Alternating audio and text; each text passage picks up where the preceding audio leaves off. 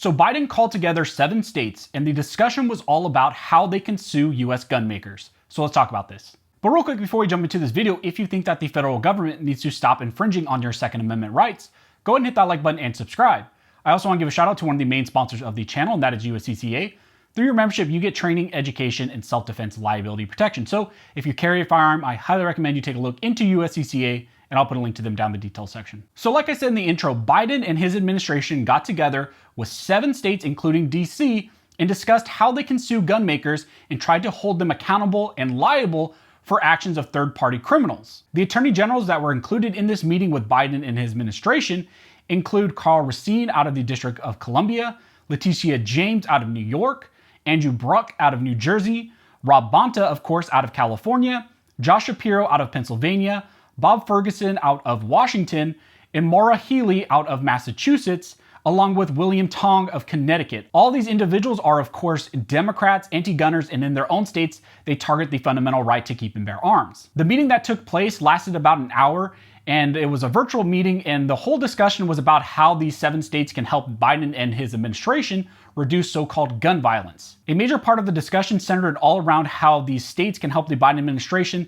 try to get around the PLCAA and sue gun manufacturers and try to hold them liable for actions of third-party criminals that these gun manufacturers had absolutely nothing to do with. Now, if you're not familiar, the PLCAA is the Protection of Lawful Commerce in Arms Act, also known as the PLCAA, and it is a federal US law that protects firearms manufacturers and dealers from being held liable when crimes have been committed with their products. One important thing to keep in mind, though, is that these companies and dealers can still be held liable for damages resulting from defective products, breach of contract, or their own criminal misconduct. So a lot of the time you hear the Biden administration talk about that the gun industry has an immunity that no other industry has, and that's simply not true. They are held at the completely same standard that all other industries are. The PLCAA was signed into law October 26 of 2005 by George W. Bush, and pretty much since then, anti-gunners, anti-gun organizations have wanted to repeal this piece of legislation.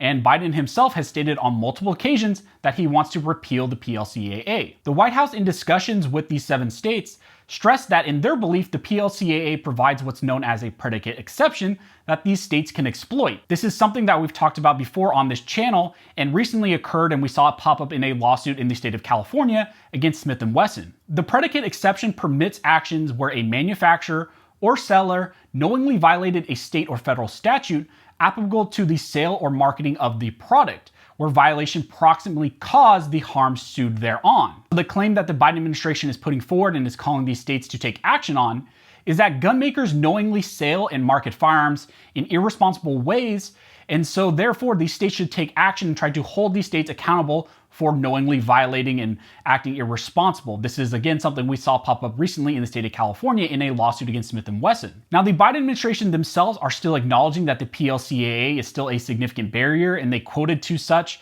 to various news sources like USA Today.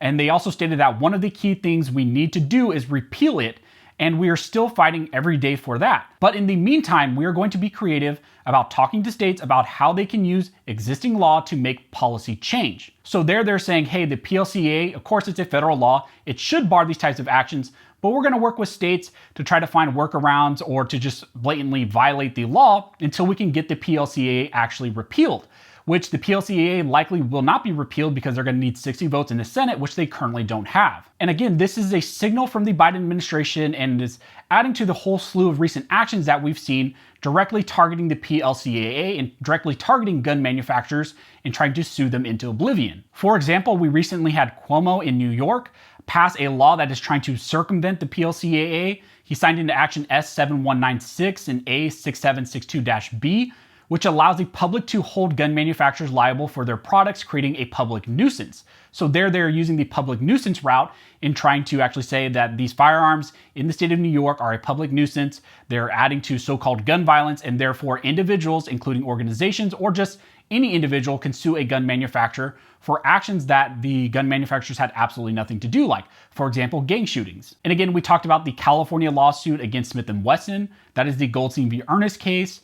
And that stems from a shooting that happened in 2019 on a day of Passover They're victims of that shooting. Family members of those individuals that were harmed in the shooting are suing Smith & Wesson, and they're a California judge allowed the case to proceed forward against Smith & Wesson despite the PLCAA. And in that case, they directly talk about this predicate exception. And then another case that popped up recently and has gotten a lot of exposure was the Remington settlement or offer of settlement to those individuals who are victims and family members of the Sandy Hook shooting. And more recently, I did a video talking about how the nation of Mexico is actually suing various US gun manufacturers, including Glock, Remington, Ruger, Smith & Wesson, a whole bunch of companies, trying to hold them accountable for the rise of cartels in the nation of Mexico.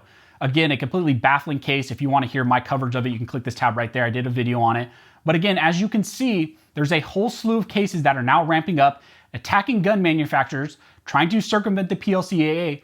And the whole goal around this is to sue gun manufacturers into oblivion, kind of tie them down with big settlements, potentially get a lot of them to go out of business. And it's just a backdoor way to attack your Second Amendment rights. Instead of directly trying to go after your individual right, they're just going to try to shut down the manufacturers. So we will see what happens out of this. My assumption is maybe we will see a bunch of states get together and sue various manufacturers, or we will have those individual states like California sue various manufacturers altogether, maybe individually. So we will see what happens out of this, but my anticipation is because we've seen just a rise in these types of lawsuits, we will see these actually pop up from various states against gun manufacturers as well. So if you guys have any questions, go ahead and comment down below and I'll try to answer the best of my ability. Also, if you guys like this video and like to support the channel, one of the best ways to do that is to like, comment, and subscribe. All those things help to fuel the algorithm or fuel Algore's rhythm. It helps to signal to YouTube that you guys see value in these videos, in this type of 2A news, and then it pushes it to more people. I cannot thank you all enough for liking, commenting, and subscribing over the last month. You have really helped this channel to grow really fast. I cannot thank you enough for doing that. So go ahead and comment down below. You're commenting to fuel the algorithm or fuel Algore's rhythm. And for those of you who are a new subscriber, or maybe you've been watching my channel for a while and you just recently subscribed, make sure you comment down below and I'll make sure I comment back to you and just thanking you for subscribing to this channel. So as always, thank you all for watching. Don't forget to like and subscribe, and never forget to stay with Built Bar Arm Scholars and stay till we maintain Bar Arm Scholars.